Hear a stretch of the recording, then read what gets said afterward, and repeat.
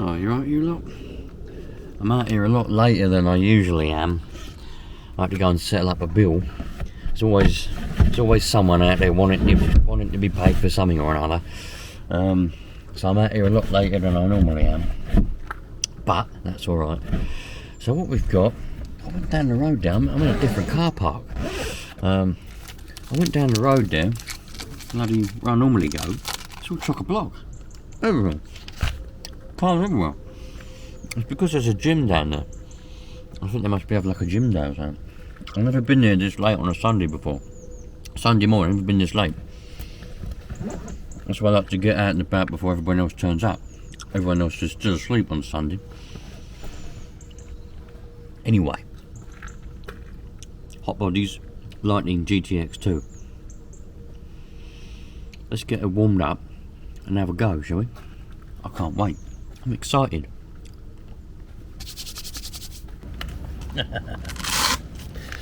This ain't got to be done today, but just for fun, I've got this other engine heater working, and we've got twin engine heaters. It don't need to be done today because the weather is more than warm enough for these engines to start and run fine. But just for added aesthetics and a bit of fun, let's use both engine heaters, get both engines warming up together. We love it, eh? We love it. The roto start that I repaired the other day, charged up a battery with my XT60 connector, plug that in. Happy days, happy days. This should be good. The anticipation is strong. Now I know I said I'd never seen one of them cars before. I'd seen them in videos, I'd seen them on the TV. You know, I've just never seen one of these hot bodies, the GTX2, in person before. Never seen them for sale on eBay. They came out around 2005. I was still in senior school when these came out, and I remember getting VHS tapes and DVDs and whatever else. DVDs were just, no, they weren't about a lot. It was mainly VHS tapes with these cars on, you know. So I'd never seen one in person, but I knew of them, and this one hopefully will run a mint. Right, these will be hot enough by now. Oh, I've got to put some fuel in. Oh my god, they're not going to run very well without any nitro in them, are they?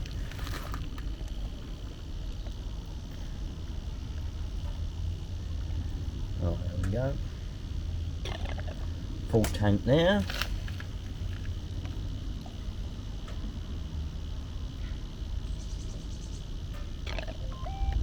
Full tank there.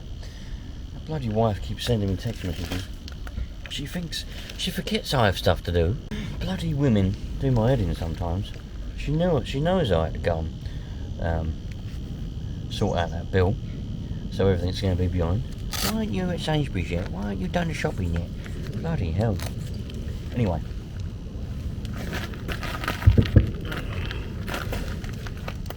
Let's get these going. So, we're going to open up the throttles ever so slightly. I don't know whether it's going to be enough, but we'll try it.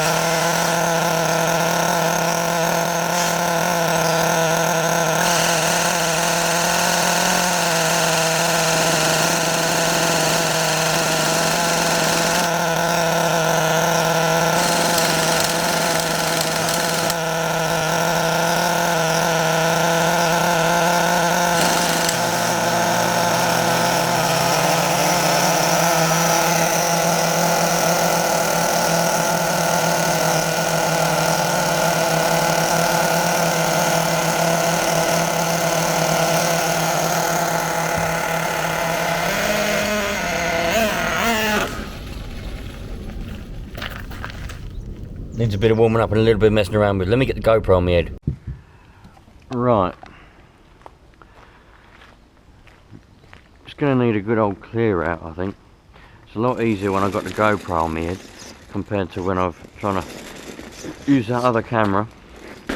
Anyway, this is going to need a good old clear out for them to both stay running and actually be any good.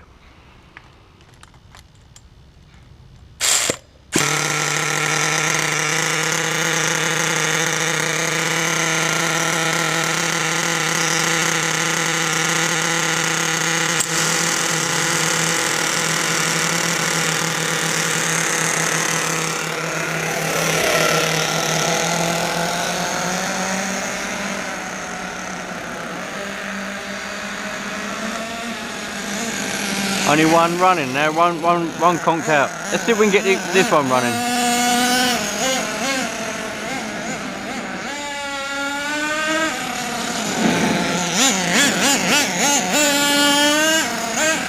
If I can get this one to be reliable, then we'll work on the other engine after.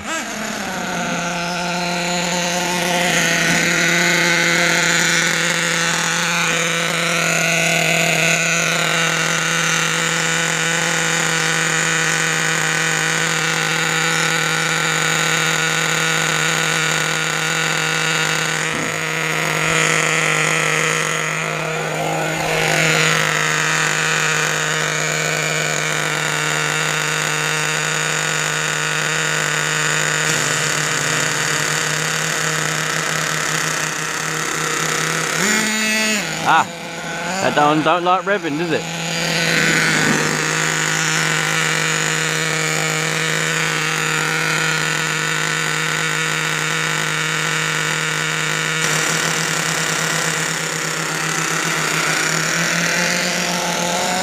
I'll leave the glow starter in there, maybe the glow plug's a bit dicky.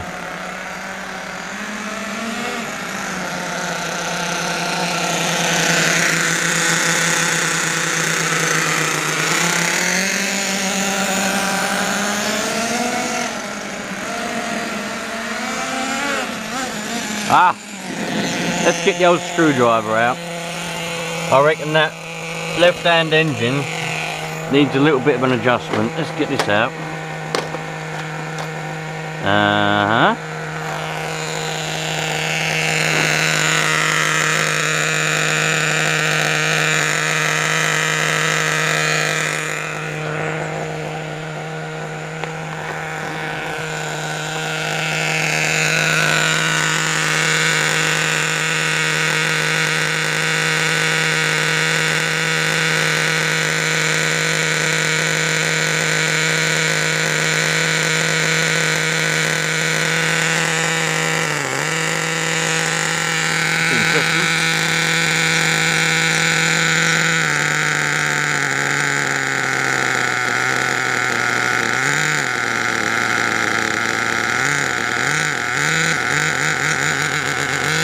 Interesting. I don't know why that is.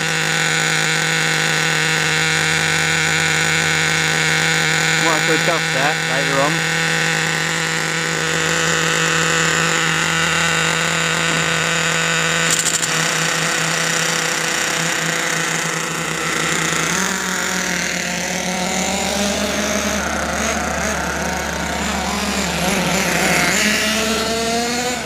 Yeah, that one still don't like it.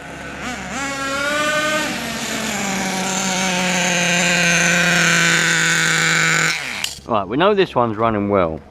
Let's just start up this engine and get this one to run as well as the other one.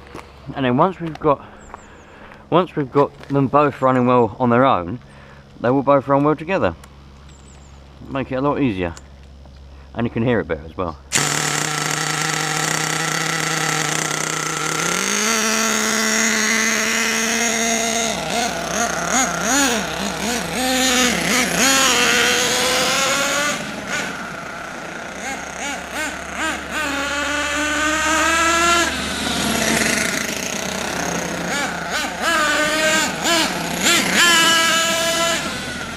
One's alright on its own.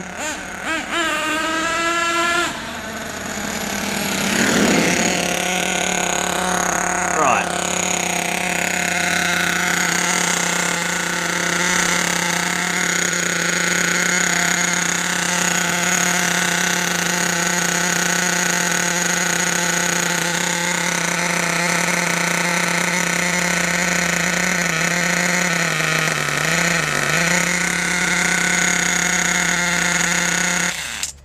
so I need to adjust.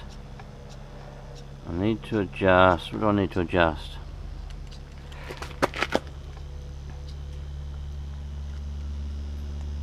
Right, I need to adjust those little things on there. Let's get those adjusted. And once I've got those adjusted, we'll be good. Those air filters, so that we can see. Right.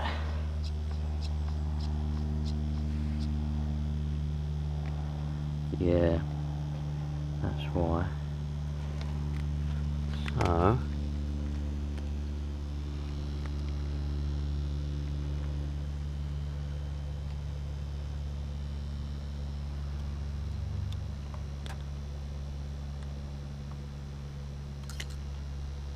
okay, now that one.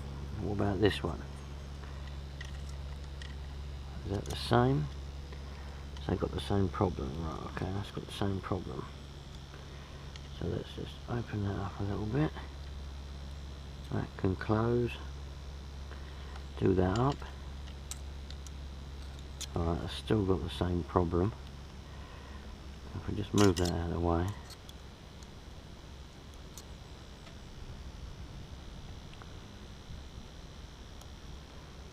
Undo that. That's it, let that relax. Now that should be closed, and that one's closed as well. Lovely. Right, we're going to have to do some tick over adjustments because I don't think the screws are going to be in the right place. Where's the glow stop? There it is. Right, now both engines run well on their own. They should run well together, but we might need to adjust tick over a little bit.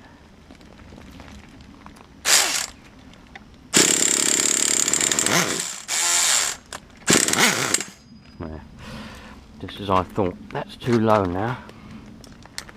So if we just turn that up, and that's cock, like that. Let's see what that's like. Still too low. Yep. Still too low, so turn that up. Another Nat's cock.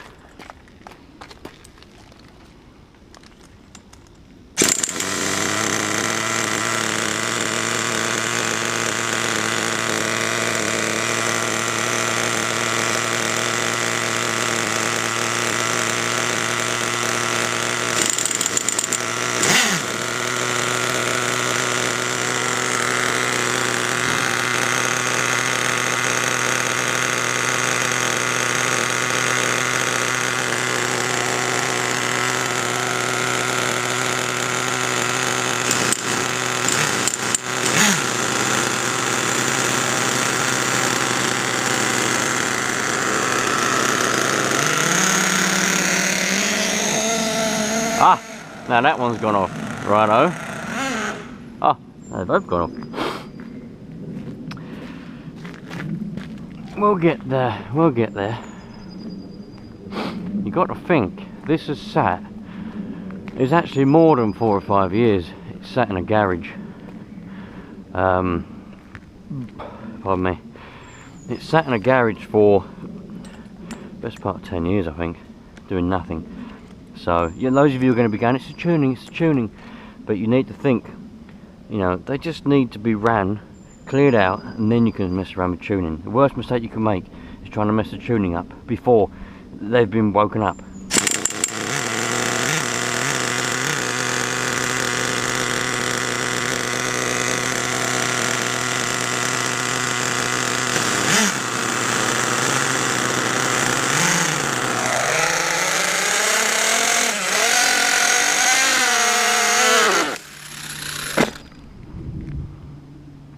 Let's go and get the screwdriver, because to me, I know I just said all that about messing the tuning up before they're woken up and all that, but sometimes you can hear it and feel it, you know, and I think they're a little bit rich as well. Don't forget the weather's reasonably cold. That'll mess up things. So let's turn them screws in half a turn. That screw half a turn. What I need to do really, and those of you are probably going to be shouting at the screen, set them both to base settings, set them both to base settings. Well, I'm not going to bother with that. I'm not going to bother with that. You can do that if you want on your own ones. I'm not going to bother with that. That's for someone else to mess around with.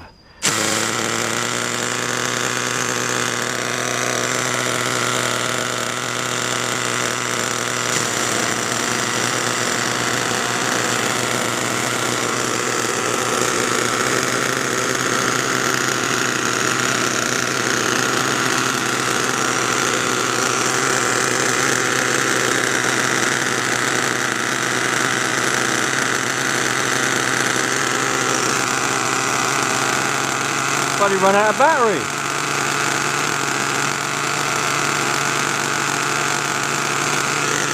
Well, that ain't no good, is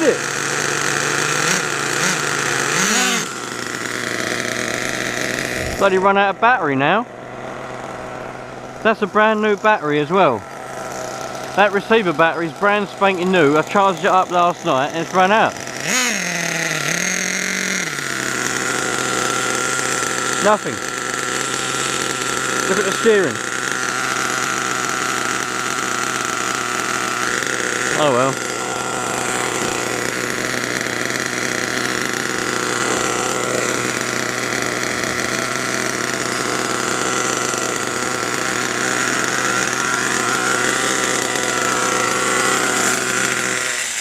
Well, that's a bit of a shame. Oh well, never mind. I haven't got a spare receiver battery with me. Oh man, yeah, a bit disappointing, but it is what it is. I don't know why. That's a brand spanking new hump pack in there, brand new receiver battery, and nothing. That was all right when I turned it on earlier, and it's all of a sudden just gone dead. So, a bit annoying, but there you go. At least we had a little go of it. Now I know there's going to be some of you are going to be saying you need to do this, you need to do that, but just you're not the ones here, are you? You're not here. You've not got it in front of you. Okay, so you know, just you put your opinions in the comments. Of course, I welcome any opinion and any help and advice. But these need to be ran. They need to be, you know, woken up a little bit because they just do. But they're running really well, man. They run well on their own, but when you've got them both running together, one gives up and the other one goes. But that's alright. So what I'm going to do, I'll go home. I don't know what, brand new receiver battery. And if I go to Wheelspin Models and say, look, they didn't like that LiPo, did they? When I said to them about that LiPo battery, it ain't no good, it goes open circuit, brand new, it won't charge. They said it's my fault. So if I say to them, look, I've bought this hump pack off you as well, and it's brand new, but it won't hold a charge, they'll go, well, it's your fault. So I'm not going to even bother going back to Wheelspin Models and trying to get them to replace this battery. There's no point. So that's just the way it goes, you know, big shops and whatever, they're not interested. So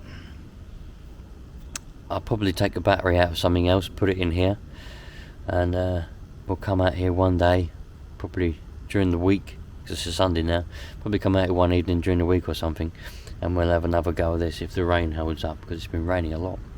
Anyway, I'm really happy with it though, man. Really pleased with the way that it runs so far. Some of you are probably looking at it and going, that was a disaster, but I don't think it was.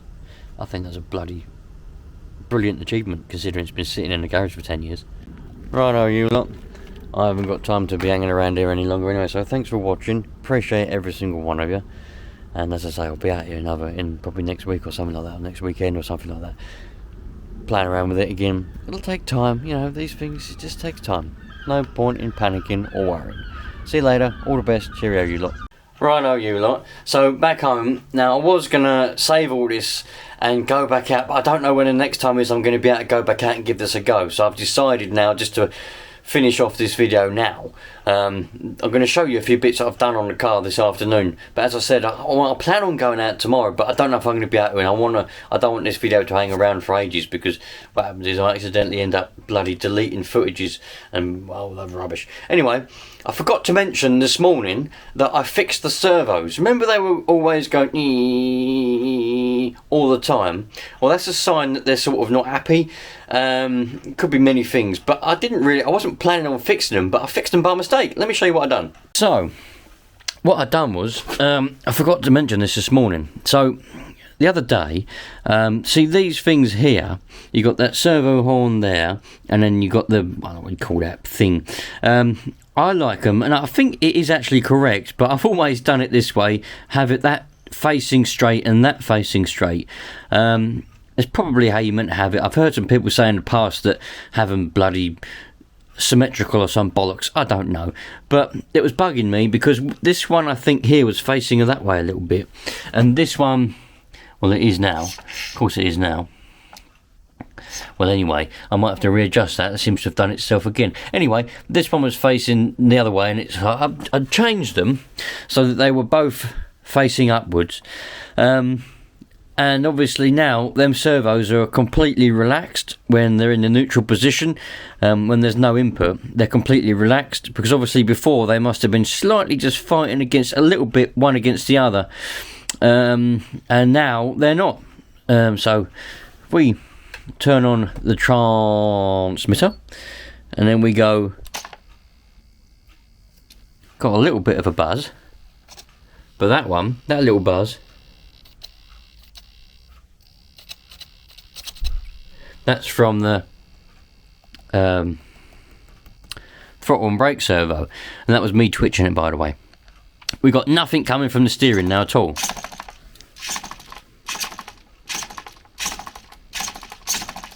See? Nothing.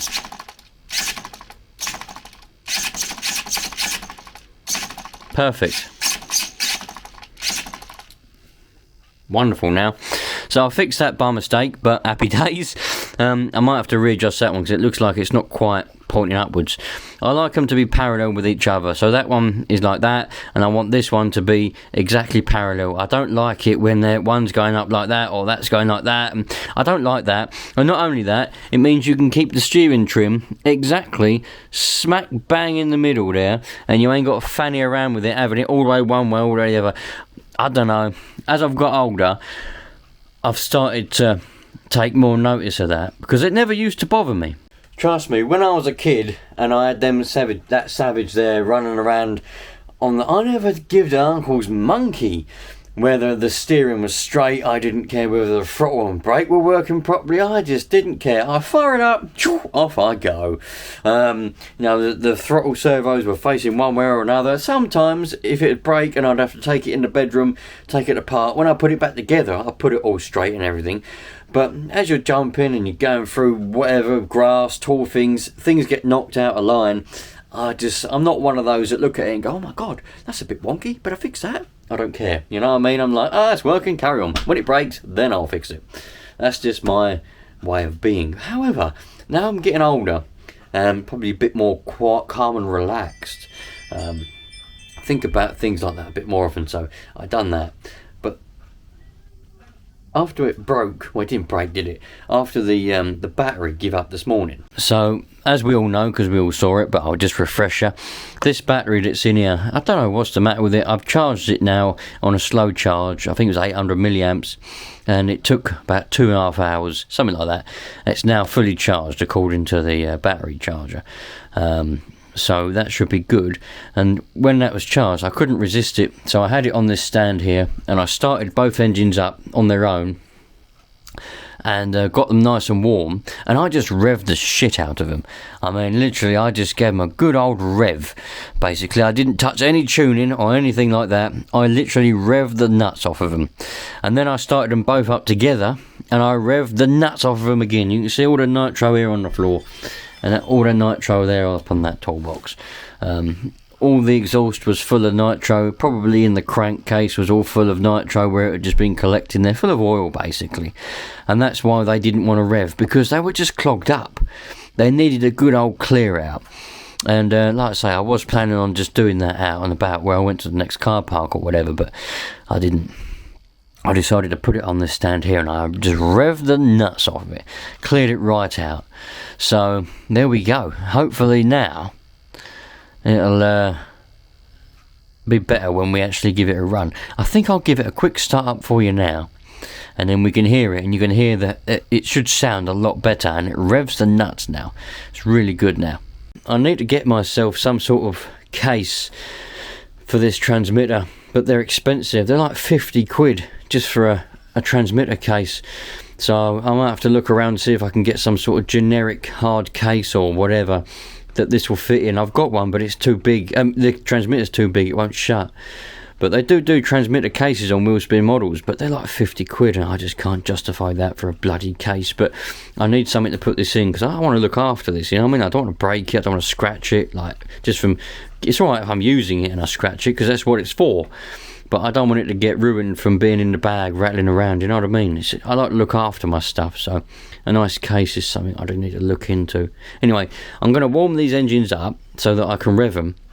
Because if I just let them tick over to warm up, then it'll take longer and it's noisier and all that. So I'm going to warm them up with a heat gun, and then I'll start them up for you, and you'll hear the difference. They sound the nuts now they've all been cleared out. Right, I changed my mind. I'm going to show you, look, hopefully, this is a cold start. I haven't warmed them up yet. Cold start, it's been sitting for about 5 hours. I haven't done nothing, so it's stone cold. I haven't done anything to it. And then once I've started them up, I'll let it warm up, and then we'll come back and I'll show you it revving. And it just sounds the nuts now. It really does, just sound the nuts. Might have to give it a primage. We'll see. I haven't primed it or nothing yet. We'll see.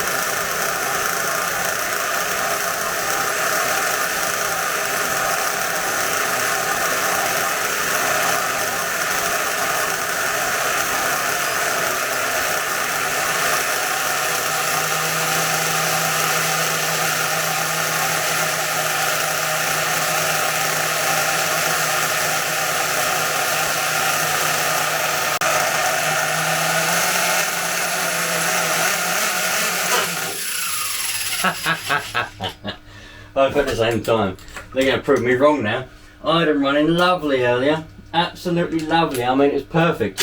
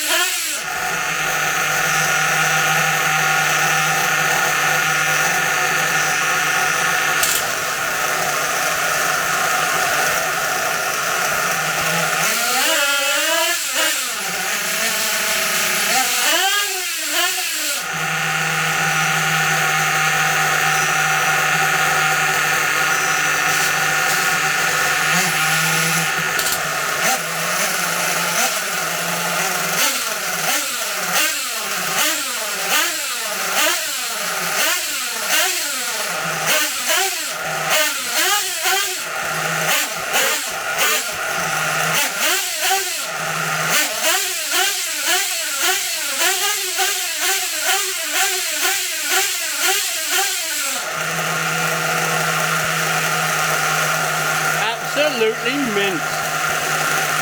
Both running now. Perfect.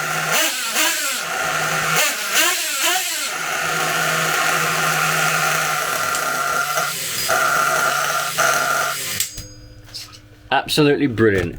Couldn't ask for better than that. So there we go. Runs brilliantly. Don't get me wrong, getting it to run nicely on a stand is nothing like what it's going to be like when it's actually under a load. But all I wanted to do was clear it out. And you can always tell, you know, a lot of people sometimes they think it's something to do with the tune or whatever, it's running too rich. When you go to accelerate and they go, whoa, and then they stop. It's not always, you know, engines do take a little bit of experience to sort of know in quite a lot of experience in some cases, to know what is what.